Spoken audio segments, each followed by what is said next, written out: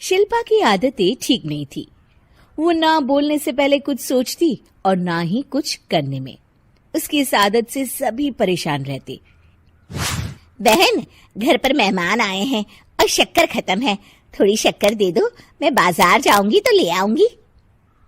अरे शिखा बहन, तुम तो माफी करे, जब देखो तुम्हारे घर में कुछ न कुछ खत्म ही रहता है।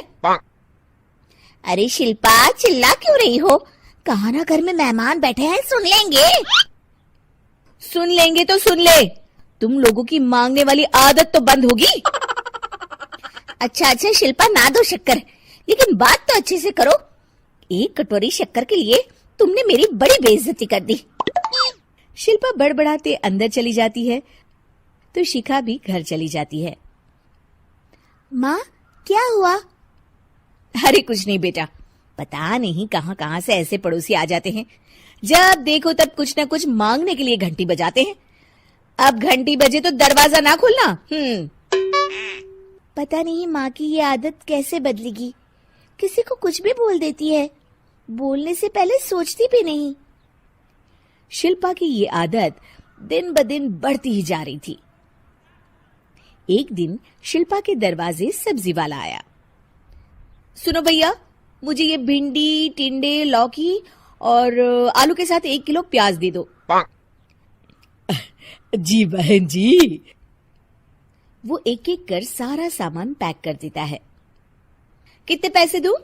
220 रुपए पूरे। अरे इतना महंगा नहीं। हाँ, मैं तो सिर्फ 150 दूंगी। नहीं नहीं, पैसे तो पूरे लूंगा, नहीं तो सब्जी वापस कर दो। ऐसे कैसे वापस कर दूंगी? मैं तो एक भी सब्जी वापस नहीं करूंगी। और हाँ, रही बात पैसों की, तो लेना है तो 150 ले लो, वरना मेरे मोहल्ले में घुसने तक नहीं दूंगी। हाँ। अरे नहीं नहीं बहन, हम लोग गरीब लोग हैं, ऐसा ना करो। पकड़ो ये 150 और दफा हो जाओ। शिल्पा की बेटी अंदर से ये सब देख रही थी। शिल्पा, तूने तो हद कर दी। बेचारा गरीब आदमी, उसका तो गुजारा ही इसी से होता है। बोलने से पहले सोचा कर बेटा। माँ, आप चुप रहो, घर चलाना बच्चों का खेल नहीं। और वैसे भी इतनी महंगी सब्जी थोड़ी ना होती है। आपको तो सिर्फ खाने से मतलब है, लेकिन मुझे तो सब सोचना पड़ता है ना। शिल्पा की सास ये बात सुनकर दुखी हो जाती हैं। शिल्पा की बेटी शिल्पा की ये सारी बातें सुन रही होती है। शिल्पा की बेटी एक दिन माँ से कहती है, माँ, ओ माँ, जरा यहाँ तो आना। ओहो, क्या हुआ? क्यों चिल्ला रही हो ऐसे बेटा? हुआ क्या? ये देखिए मेरी स्कूल की ड्रेस कितनी गंदी हो गई है, इसे कौन धोएगा? लेकिन ये तो साफ है बेटा, मैंने अपने हाथ से खुद साफ किया है। माँ, ये ड्रेस इतनी गंदी है कि मैं इसे पहन ही नहीं सकती। चलो, मुझे बाजार से नई दिलाओ।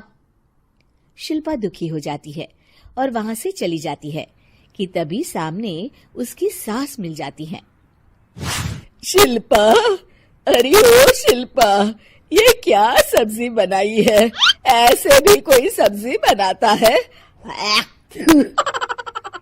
शिल्पा सास की इस हरकत से सख्ते में आ जाती है। अरे माँ को तो मैं जो बना दूं उन्हें वो पसंद आ जाता था, फिर आज वो ऐसा व्यवहार क्यों कर रही हैं?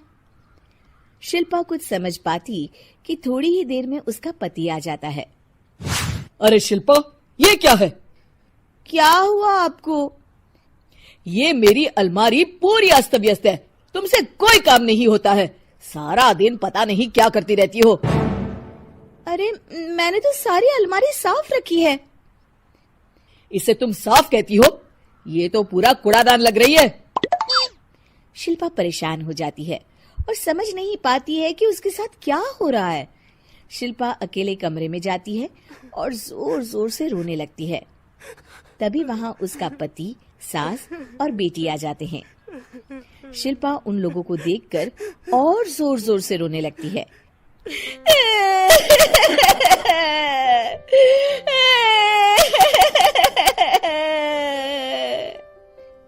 कि तभी उसकी सास उससे कहती है, क्या हुआ?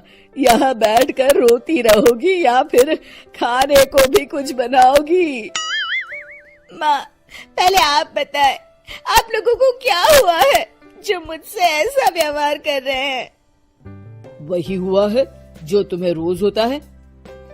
मैं समझी नहीं। माँ, आज घर वालों ने आपसे बुरा व्यवहार किया तो आपको कितना बुरा लगा ना? हाँ, मुझे बहुत बुरा लगा। मुझे अच्छा नहीं लगता कोई मुझसे इस तरह से बात करे। सही कहा शिल्पा, जो चीज तुम्हें खुद के लिए अच्छी नहीं लगती वो तुम्हें दूसरों के साथ भी तो नहीं करनी चाहिए। बेटा, हम तुम्हारे अपने हैं, फिर भी तुम्हें अपनों की बात का बुरा लगा।